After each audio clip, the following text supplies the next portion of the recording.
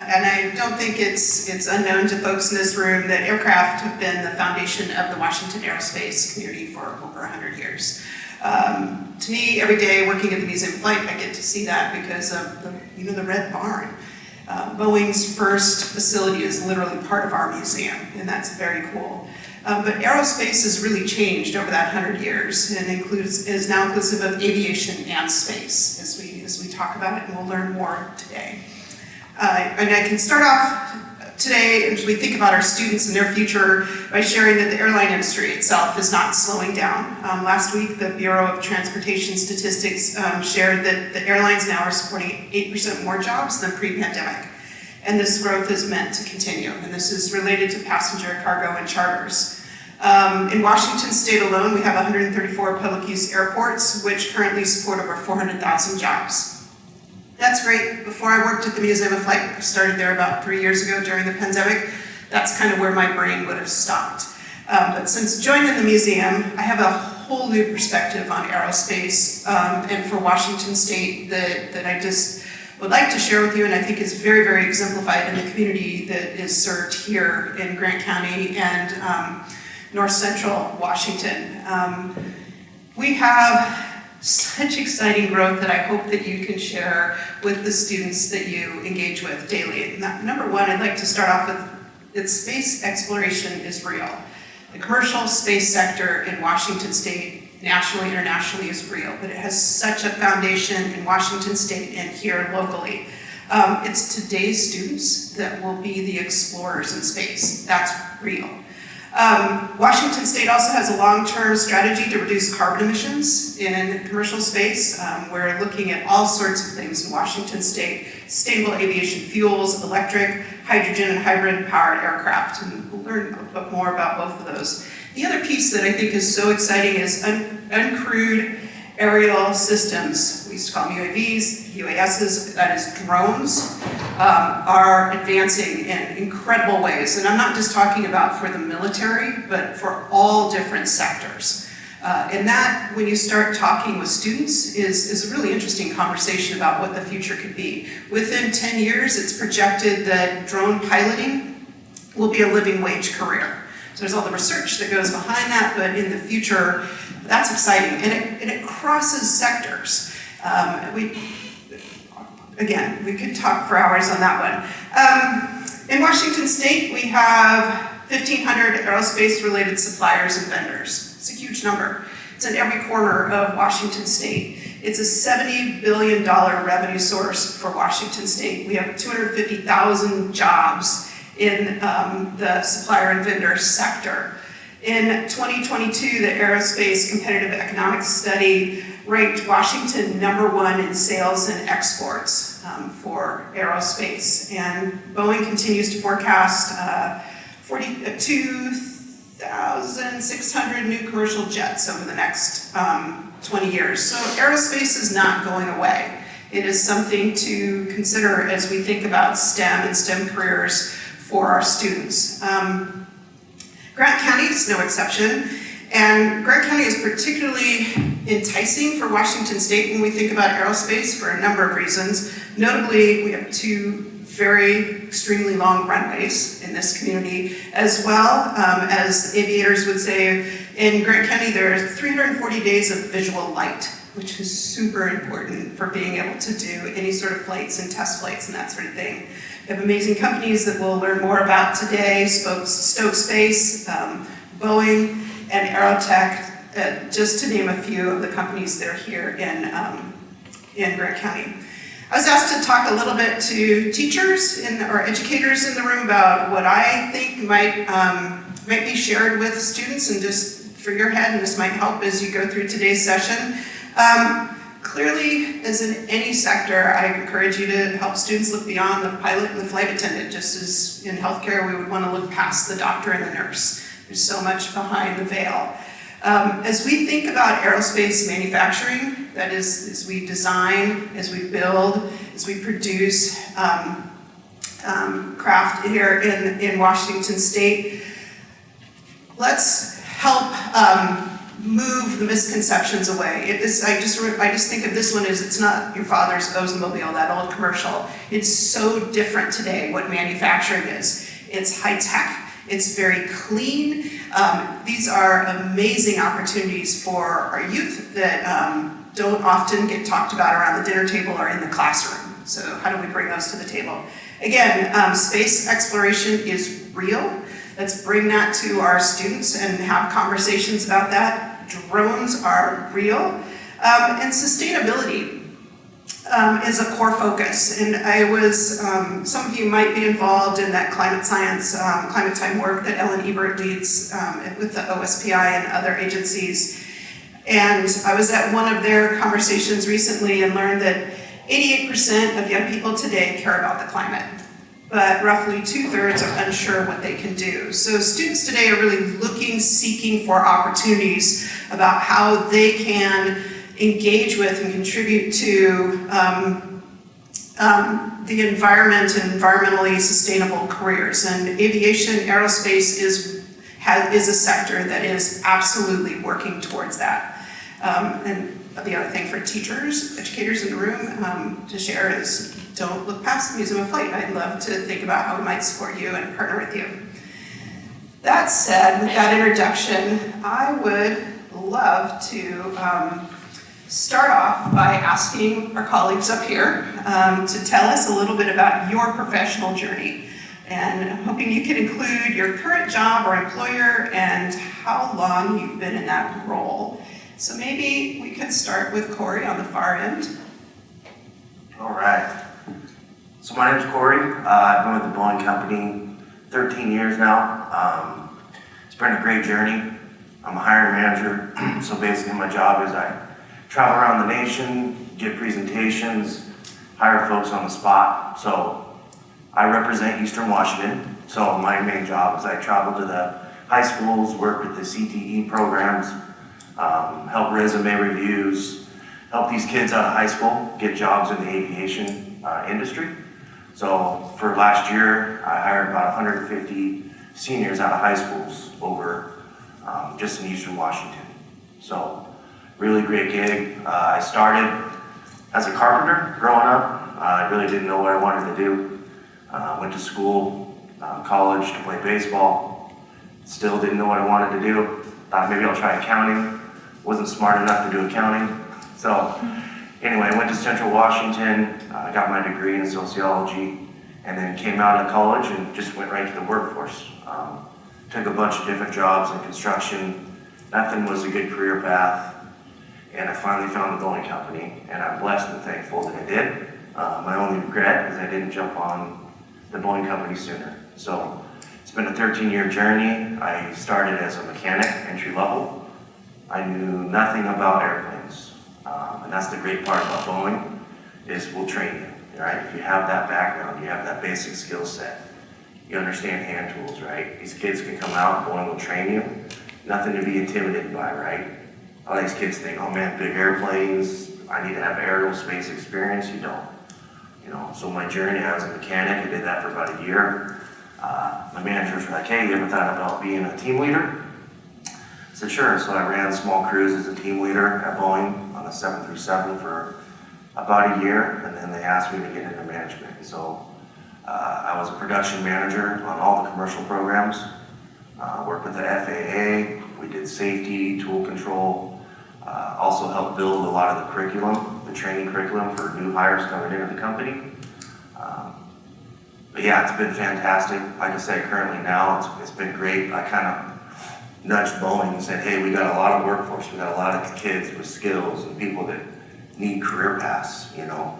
And so when I go and present to these students, you know, it's not a job, this is a career. It's life-changing, right? You jump on at the Boeing Company, you're talking your benefits, your 401k, right? And as a young kid, you're not thinking that far ahead. You're not thinking about your health care and what those things mean. But I'm passionate about it with these kids because I know it can change your life. So yeah, been Boeing 13 years, it's fantastic. I'm a hiring manager, Eastern Washington, so looking forward to it. Thank you guys. Corey, thanks. I'm sure that you'll get some contacts to be able to talk to folks in schools here. And I know the Boeing Company does such an amazing job of kind of growing their own. and once you're in, they continue to help you grow. Yep. Justin, you have a unique story as well. Let's make sure we don't get any reverb here. All right, I'm Justin Morgia, the Chief Operating Officer for Aerotech. I've been with Aerotech for 3 months now. I was previously with Greenpoint Technologies that built VIP aircraft for lots of rich people. Now I take that prototype type of experience and bring it into the experimental world at Aerotech. So we do a lot of experimental design type work. You mentioned sustainable fuels and aviation, so we're electrifying aircraft, we're doing hybrid aircraft, hydrogen aircraft, drone development technologies, that type of stuff. So very similar processes between the two companies, just in a very different context as far as the end product. I have a different background. It has a Boeing tie. So I grew up on Boeing paychecks. My parents are retired from Boeing. My grandparents are retired from Boeing.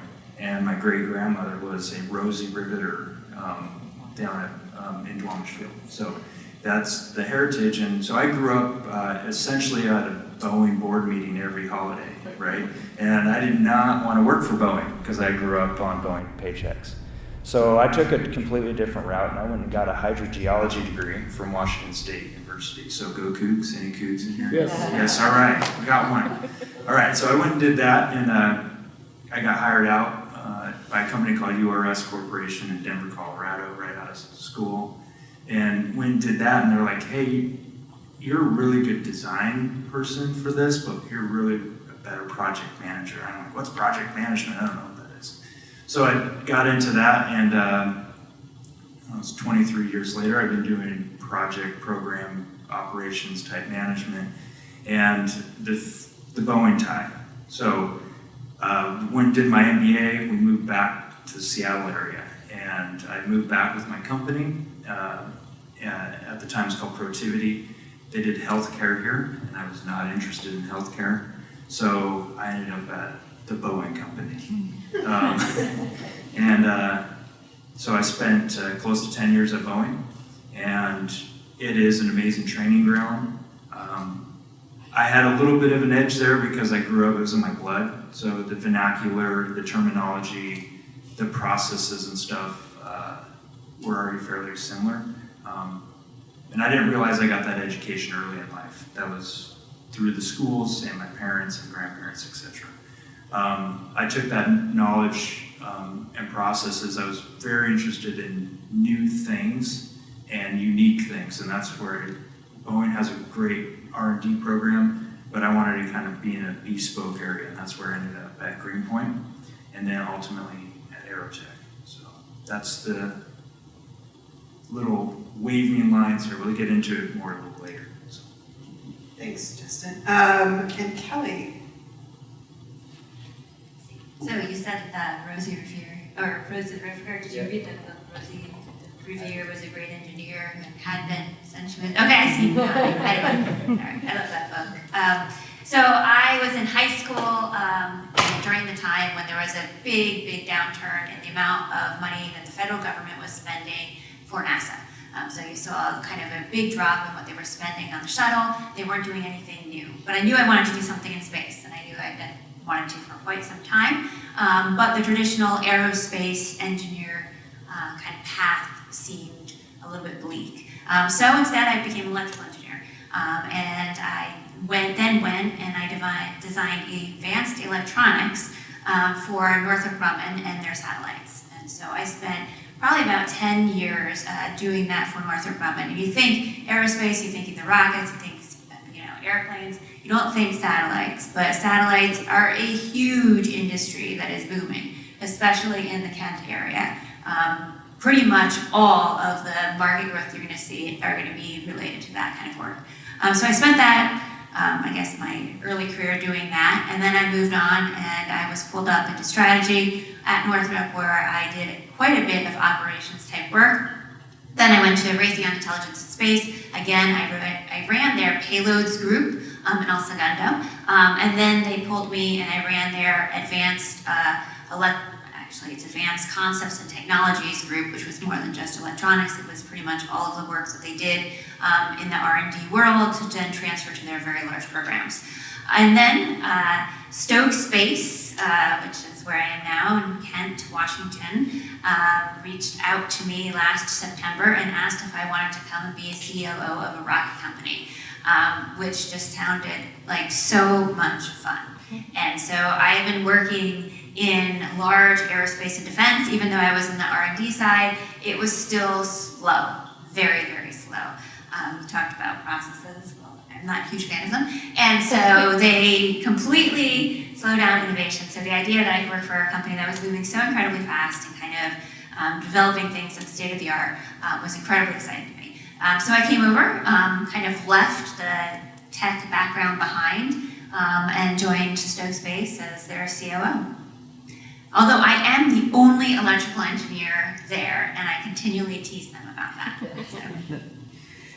Kelly, why don't you hang on to the microphone there, and I'd like to just, this will be a question for all of you, that locally many residents really have no idea what's happening with our aerospace boom. And I'm hoping that each of you can share a bit about your company and the work that's being done locally. And if you could start that off, Kelly. Sure, so I mentioned pretty much the very, very large industry boom that's happening in aerospace, specifically space.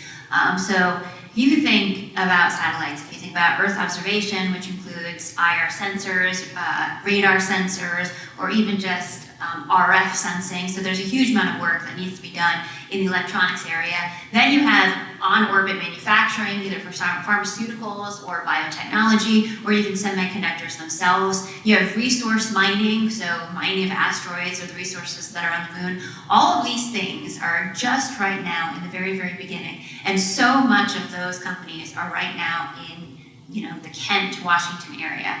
And in order for that to actually occur, we have to unlock launch. Launch right now is a huge bottleneck. There's really no one playing in that area except for SpaceX. Blue Origin is kind of just now finding its legs.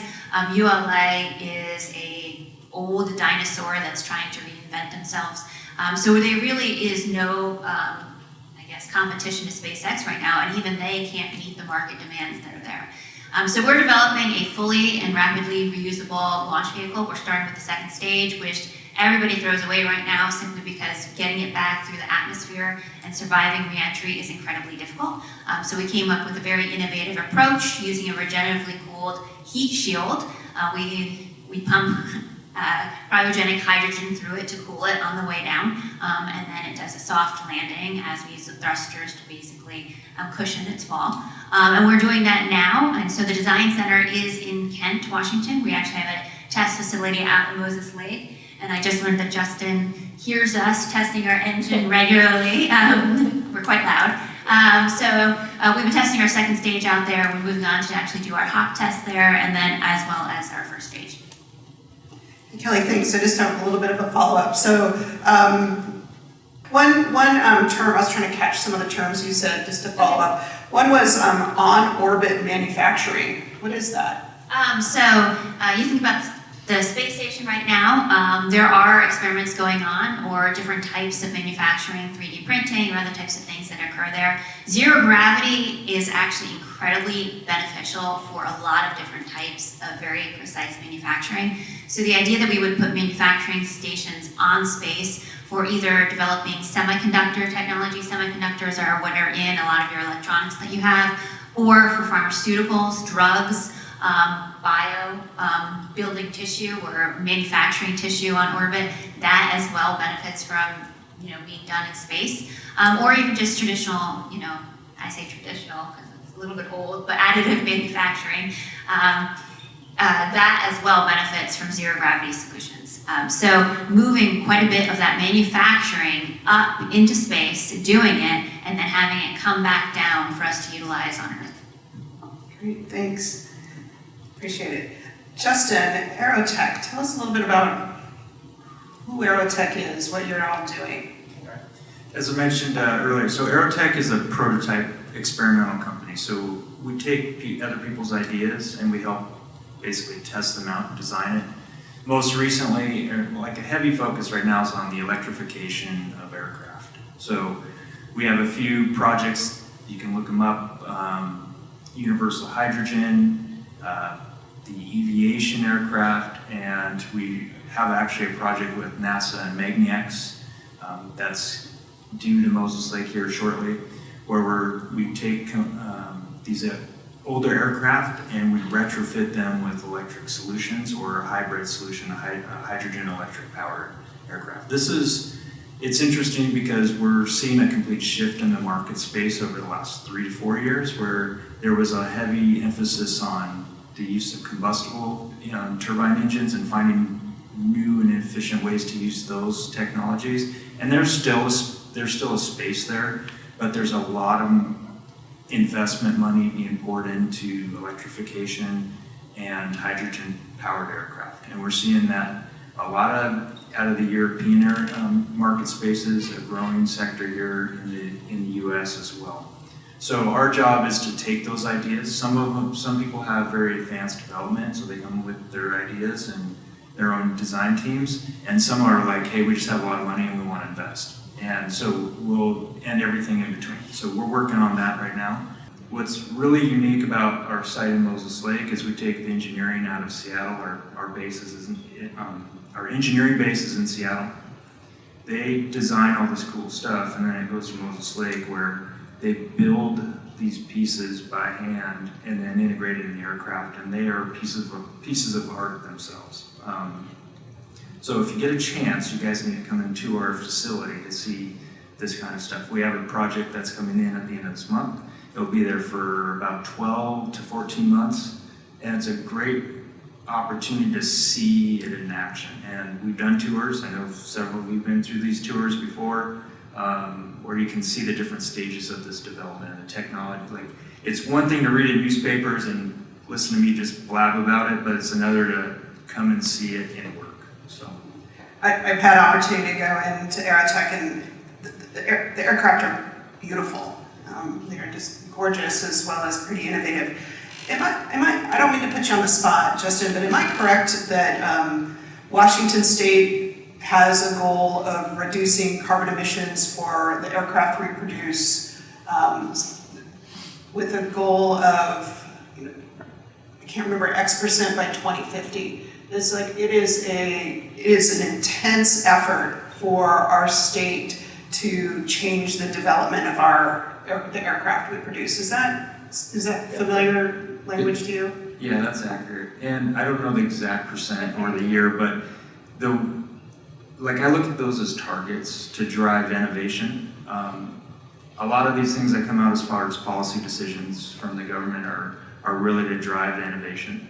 And right now, the reality is we call it fuel density. Dinosaur gas has a lot of fuel density. You can burn it and it produces quite a bit of energy. On the electrification and the hydrogen front, it's a very low density right now. We can sustain flights 30 to maybe 60 minutes right now on small aircraft, but that's not the point. The point is we're testing and developing the technology now, and then we're going to see the advancements in battery technologies. We have groups that are out in Moses Lake right now, Group 14, Sila, these type of companies that are advancing the battery type of technologies and improving the fuel densities. So when it is closer to 2050, we might see these larger aircraft, but right now it's very focused on the smaller aircraft. Cessna size, Cessna Caravan size is our current focus. De Havilland -7s and -8s are test beds that NASA's using right now. But the intent is to develop that technology on these smaller platforms and then scale it up to get to those sustainability targets.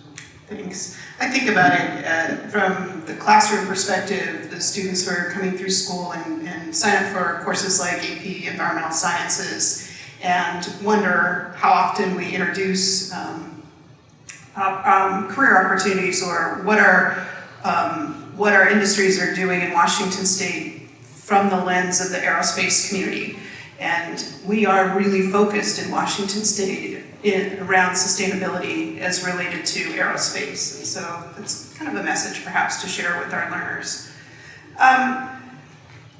Corey, Boeing's big. on the east side of the mountains, not just on East Marginal Way where I work. I've been over to Moses Lake and I see so many of the aircraft that ultimately I see right outside my window on a regular basis. What is going on here with the Boeing company? Yeah, absolutely. So, we have 60,000 employees just in Washington State alone.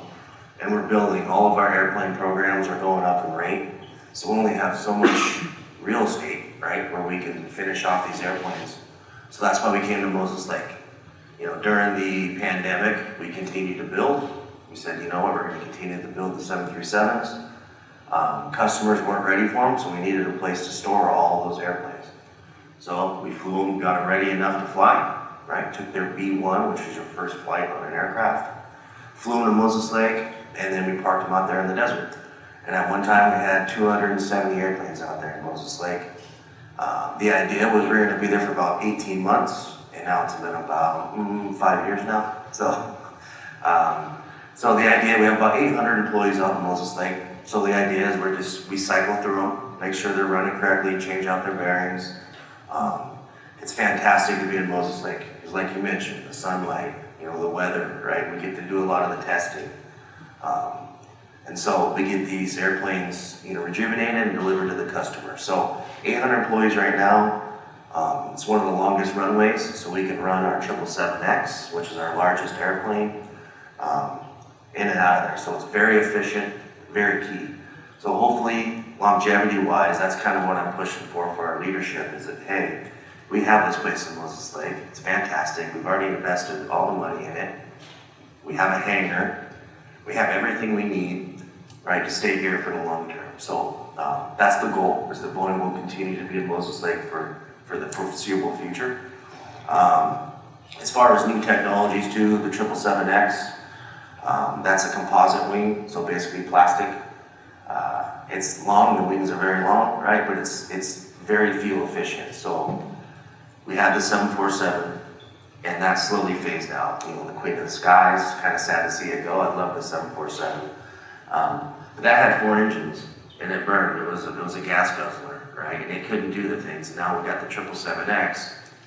It only has 2 engines, more fuel efficient, more powerful than the 747. So that's kind of our future, but we're continuing to innovate, like you said, electronic, different type of fuels that actually power the aircraft. So, but yeah, it's played a huge impact. I brought my family over, my wife and 3 kids. We live in Moses Lake, and we're here to ride it out. I'm here to help develop and continue Boeing in the Moses Lake area. Thank you all for sharing. I'd like to move forward with some questions. Kelly, I'd like to again start with you. Many people assume that aerospace professionals have a pretty straight and narrow path, and we heard a little bit about your pathway as you introduced yourselves. And again, I encourage us all to look past that notion of a pilot or a flight attendant that we probably see most regularly when we think about aviation. But your story is more diverse and even entrepreneurial, as you hold many patents and trade secrets. Are you going to tell us some trade secrets? No, I'm just kidding. Can you share a little bit more about how you found your way to the world of aerospace and what inspired you to pursue your own patents? Oh, sure. So I mentioned I wanted to do something in space.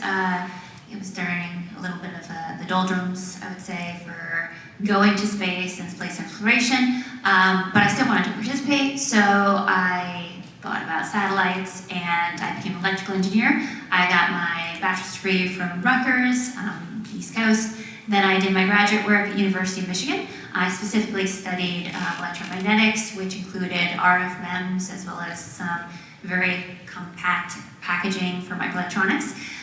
This was something that Northrop needed specifically for pursuing a bunch of their DARPA programs, and I don't know DARPA. So DARPA is the Defense Advanced Research Projects Agency. It's pretty much the arm of the DoD that does all of their most advanced research and development work. They put out contracts, and you compete on these contracts, and you are competing with other companies in order to create the most innovative solution that then the Department of Defense can utilize in their systems. And so because it was so state-of-the-art and cutting edge, never been done before, they were pushing boundaries. A lot of it was fairly innovative and were able to pursue patents in order to kind of protect the work and then look for opportunities to then commercialize it and bring it into the commercial industry for the betterment of everybody. And so it was very, I would say, it was very much encouraged that you would do this if you came up with an innovative idea. And so I was working on those types of programs, so I ended up being able to do that. I have about 10 patents in those types of areas and probably closer to 20 trade secrets. And I did that for a long time. It was a fantastic point in my career. I really, really enjoyed it. You kind of never actually had to say no. As a matter of fact, I was at a program review and I was presenting to a customer and they asked me if I could do something and I said, I don't think so. And I got yelled at. They're like, we never say that. You always say we can do it. So anyway, so that was the mentality and it was incredibly, incredibly fun. So I did that working in space and then again, Stoke specifically wanted me because they had all the experience in creating rockets and flying things, but as far as what the customers were looking at from the payload side, they had far less experience. So I brought the kind of aspect of what the customers would be looking for as the satellite that they need to launch. Thanks. Thank you. I'm going to jump over to you, Corey. As a business professional, what are the skills and the competencies does the Boeing company most value in employees? And how can our educators foster these skills in students to better prepare them for space and aviation related careers? Absolutely. So that's one of the things when I work with the teachers in the CTE programs, right? It's really aligned with anywhere you see any job is, are they willing to do it, right? Do you have a passion for aerospace? Is it really what you want to get into? Working hard is key. Working hard, having a good attitude, showing up every day, showing up on time. All right, so a lot of the schools, I like when I see that they take the attendance, right? And they'll actually will grade the students on their performance, but not only that, their attendance showing up. So, and then of course, Boeing trains, right? Like I mentioned in the past, it's very hard to go get aerospace experience, but don't get overwhelmed by that, because Boeing will train you, right? So just kind of have that background of your hands-on power tools, hand tools, screwdrivers. What kind of projects have you done, And so a lot of the students, they're like, I've never really been an electrician, I've never done construction. Well, I try to probe out of them. Have you ever done a project with mom or dad or an uncle? Help build a shed, right? Anything like that, any hand skills that you have really do correlate into the Boeing company. But attitude's huge. Attendance is huge. And then you're always going to be on a teamwork environment, right? And that's what's really great about Boeing is you get these teams and you get that morale and you're showing up. So being a part of that teamwork, willing to help out your teammates, those kind of things go a long way. Thanks, Corey. I kind of hear you talking about the 21st century skills that so many of our schools talk about, and we as educators think about how do we integrate that into our practice. Well, Justin, you have a pretty fantastic history with that bold statement that you would never go in the aviation industry or perhaps even the Boeing company. And you took an entirely different road and then found yourself at this table, right? And yet you have an extensive experience and a more non-traditional aspect of aviation. How can you help, how can educators help steer students to these amazing local careers even though they may not have considered space or aviation something to pursue? So, I guess I would answer it two ways. So, getting kids curious is probably the step one. Even though I avoided Boeing like the plague, and the industry as a kid, my dad would bring home circuit boards and stuff. Like at the time, Boeing would have scrap parts and they just give it to the employees. And then ITAR came, which is a federal regulation. You can't do that anymore. But I got to play with all these things, not really know what I was doing, but I was curious about it. And then in school, I was not a good student. I was Sylvan grad. I'm proud of being a Sylvan grad. But the sciences and math were huge, and that's where I got interested, and I could always reflect back on the circuit boards my dad would bring home in his lunchbox. Okay? So that was one, getting kids curious early on how to tinker with things, how to problem solve, and then start bringing in specific industry stuff like aerospace, aviation, whatever it is.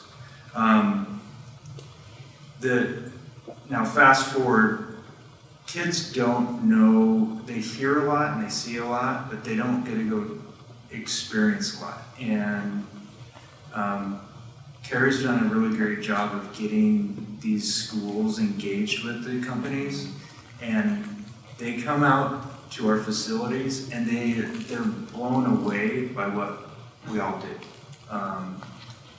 My former company at Greenpoint, we did really cool stuff, and it was really easy for them to see it because it's like a fancy Rolls-Royce airplane, right? They go to Aerotech and they see really nerdy stuff. It is really cool stuff. It is nerdy, and I'm proud that it is nerdy because it's really good for the kids to see, and it's less talking and them seeing and touching, and that got a lot of kids inspired. There are school districts like Ephrata, they have a whole aviation course, and they brought their whole kids out.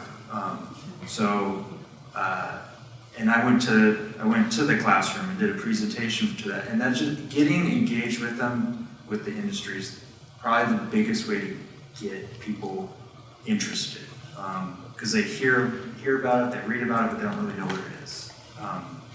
So that I see as a huge foundational item is early on, like get them in when they're like in third grade, you know, and then keep bringing them back year after year into, I know I'll speak for myself, we'll do tours every single week, just to get kids educated, because we have a selfish interest, we want them to come work for us. And that's really the intent, and we actually have seen the fruits of that labor. It's very much an investment, because that investment may not return the dividend the very next year, but we've been doing this for 5 years at previous job and now at Aerotech, and we're starting to see kids that were like in middle school, went through high school, and now they're interns or technicians on the floor, which is, you're just starting to see this wave. So that's how I see you do this. Justin, I appreciate that notion of, if I might summarize it as making more porous our industry and educational communities. I mean, we all are of the same larger community. How do we become more porous with each other and thinking about the future together? You're thinking about the industry advancements. We're thinking about our education, those that we educate, those learners as the future. And if I could just kind of continue the narrative that you're sharing, I'm wondering if you have ideas about how to build strong networking connections with companies in our community between industry and education. You know, you need, so it's twofold. You have to have strong advocates on the education side, but one thing is we have a responsibility from a corporate side to help develop those relationships. So getting our HR teams involved is huge. It's not a one-way street, and I think it's been too much of a one-way street, so we're trying to break that. Again, selfishly, we want to get in early so we can help develop that and invest in it. So getting the tours established, getting programs established. CB Tech is a great one in Moses Lake that has an aviation program. We're going to take kids right out of that program into a mechanic job on the floor. Chris, you probably have hired a few of those. We've hired a few. So it's creating that two-way street between industry and education is huge. Corey, I'm wondering if you have any additional ways to suggest that educators might collaborate with companies like the Boeing Company in fostering partnerships.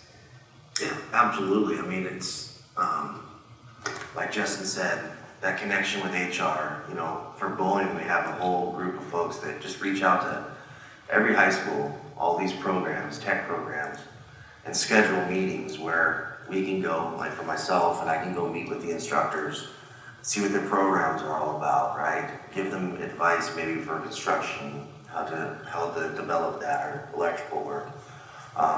And then getting the kids inspired, right? So know your audience. You know, I've gone to middle schools, you know, so if I start talking about benefits and 401ks, you know, middle schoolers really don't care, okay? So I've kind of shifted to a really neat thing. We'll build paper airplanes and we'll have a competition and I'll show them videos, right? You know, like Justin was saying, to kind of inspire them and plant that seed of, hey, this is actually pretty cool. One day I actually can go build airplanes, real ones, not just paper airplanes. And so getting that in, like I said, planting the seeds, showing them presentations, you know, when I go to high schools, that's when I'll start implementing the wage talks and things like that. And so that connection is really important. You know, if you go through my phone and my contacts, you know, I've got Moses Lake High School, Eric Nielsen, I've got Afreda, right? And just building those networks and those relationships so that way, even when we're not there, they can be talking about in careers, right? And so I take a bunch of signage and I'll show, hey, as a mechanic, here's your wages and benefits, and they'll post them in the classrooms. So continuing to do that. And we have that staged out where, like, the fall, I'll go visit Walla Walla, I'll go visit Tri-Cities, and I'll talk with the students, kind of get that bug in their ear, and then I'll follow back up in the spring, and then those seniors that are interested, I'll actually help them, walk them through the whole entire process, through their resume and their application. I'll interview them on the spot and say, congratulations, welcome to the Boeing Company. We couldn't just do that if we didn't have that relationship with all the teachers in those programs. So, yeah, very important. Kelly, sometimes when I listen to you, and perhaps this is because I've flown on airplanes before, but I have not been to space, some of what you talk about seems fantastical. But I also know that what you talk about now is now, and you and your colleagues are thinking about the future. And I'm wondering if you could share with us some of the emerging trends and technologies that are shaping the future of the sectors that you're involved in. Sure. So I think I've highlighted electronics pretty, I guess, exhaustively at this point in time. But advances in there are going to continue to push. And so anybody looking at a career or that wants to get into space and kind of looks into electronics and all of the different aspects of that, they're going to be able to find work anywhere in this industry. But what we're seeing a huge resurgence of is nuclear. So looking at nuclear propulsion, if anybody's seen The Martian, when he dug up that nuclear core, essentially, to basically warm himself, or so that is going to be seeing a resurgence. We are seeing that used for travel, within the solar system, and utilizing that is going to go even further. Plasma propulsion is going to be huge, so that's very, very similar. Again, the electronics or physics would be huge there. Robotics. So robotics are going to be incredibly important in space for refueling, refurbishing, any type of work that you need to do in order to maintain the infrastructure of space, for mining as well. So that's going to be huge. So robotics will see a huge push. And then any type of, as well, medical. So people are going to be spending a lot more time in space. So you're going to see a lot more people needing to be studied in order to how do we extend people's lifetime out there? How do we not kind of subject them to the same types of effects that we know happen on the space station? How do we take care of them better up there? So all of these are going to be and continue to be kind of huge pushes. Oh, one other thing. So you've heard a lot about autonomy, drones, things like that. I think that's ubiquitous right now. You hear about it everywhere. However, it's going to continue to be pushed. So you're not going to have anyone, you're not going to want a human in the loop anywhere. You're going to need those to be fully autonomous, move away from deterministic systems. And so AI, machine learning, that is going to continue to be incredibly important. And so if you're looking, or if your students are thinking about careers in that area, very much computer science, math is huge in that area, as well as physics, And then electrical or computer engineering are also kind of, I guess, starting points for those types of fields. Great, thank you. Looking at the time, and want to throw out a few questions to y'all, and some of them we talked about earlier, but one that we were talking about earlier, common misconceptions about pursuing a career in space or aviation, and I'll just kind of open up, and if any of you have something you'd like to share. I mean, I'd say, I mentioned it before, that you have to have aerospace experience, right? Just coming in, being willing to learn, you know, so I think, and then for aviation, you think of maybe mechanical or electrical, but there's so many different avenues, right? There's engineering, and there's innovations, and there's so many different avenues that you can take within aerospace, right? You want to become a pilot, you can become a pilot. So I think, you know, for me, I was zeroed in, I had my blinders on, I thought you build the airplane and you manage people to build the airplane. Well, it's more than that, right? And so that's what's beautiful about aviation and aerospace, is that it's unlimited amount of opportunities. I remember the first time I toured Boeing, I guess it's actually Model 2, and the person giving the tour said, "We have every career at the Boeing company except one." Yeah, morticians. Correct. Yeah. And so it is, there are so many ways to enter into the aerospace. We got dental hygienists, and there's like a dentist on site, and it's pretty crazy. It is crazy. And there's art too. Yeah. So you need marketing folks, Yeah. Deliveries, yeah. PR folks, you need the arts in here too, so it's kind of STEAM, not just STEM. But all of that, you can pretty much, we need to fill out a company that which includes HR individuals, it includes accountants, it includes pretty much everybody. So passion for just aerospace in general, but any type of skills you can bring to the table with that grit and that passion, and you can find work. I also wanted just to, Kelly talked about some future trends, but Corey and Justin, are there future trends that you might want to share? One I think is kind of cool and selfishly I'm interested in is just low altitude travel, like personal low altitude travel. So you can get your pilot license and land at airports, right? But we're seeing some cool stuff come out where you can take off from your house and land wherever you want to land. And we're working with companies that are developing those technologies, and they're not as far as you think they are. They got to be tested out and trued out a bit before I get one. But I'm just thinking of being able to jump in one of those and go drop in a really cool fly fishing location or something like that. So I think you're going to see more of the kind of that low altitude travel opportunity emerge over the next 10, 15 years. Like the Jetsons. Yep, Yeah. Judson's. Yeah, and I think, you know, and you kind of mentioned before, you know, marketing. People go out and they take a look at the global market. Just for commercial aircraft, over the next 20 years, it's prediction they need 40,000 new airplanes, right? 40,000 new airplanes in the next 20 years. So there's so much work ahead of us. Boeing, of course, we compete with Airbus, right? So we want to at least gobble half of that. So we're looking at getting 20,000 new aircraft. We have 7 years of back orders right now. So if we just say, hey, I'm sorry, we're not going to take any more orders, we still have 7 years of work. So as far as the trends and the future's going, we have tons of work ahead of us. And you know, for Boeing itself, most of our workforce, they're the baby boomers, right? They're ready to hit that 401k button. So the future's bright for aviation, absolutely. That's right, that silver tsunami's hitting, and Yeah. next wave. If I could just ask each of you to reflect on this last question before we kind of open it up, is advice to teachers.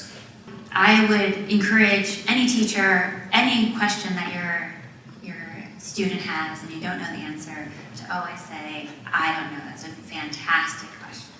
Why don't you find that out and share? And I think one of my best teachers encouraged kids to do that and was never afraid to say they didn't know, and it was the most fun class and the most inspiring class ever. So I would say there's a lot of new tech that's coming out. You're not going to know the answers to a lot of these questions.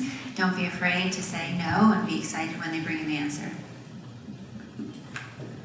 Okay, for me, I'll do 2 call-outs, 2 minutes, okay, really quick. So I had 2 really critical teachers in my life, Miss Sussex at Bellevue High School and Rochelle Allen King, Dr. Rochelle Allen King at Wazoo.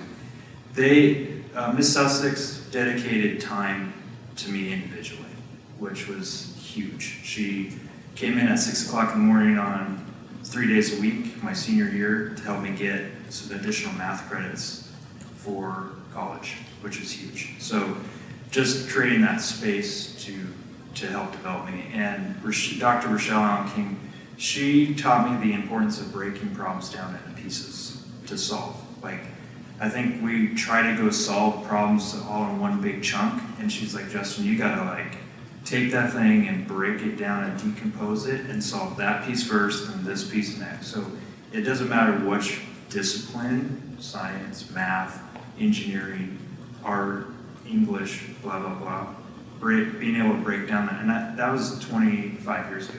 And I mean, those are the 2 things that have resonated. So. Thank you, Corey.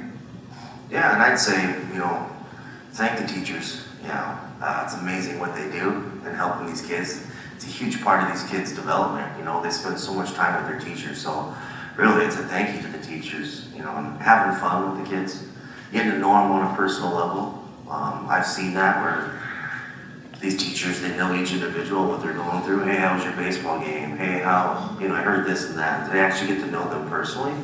So having fun, knowing them personally, but then holding them accountable too as well is important, right? We as humans, we need structure, right? And so as hard as it is, love them, but then hold them accountable with love still, right? And so. One of the mantras I live by professionally is that notion of we have opportunity gaps, as we call it in our schools, while at the same time we have skill gaps in our industry.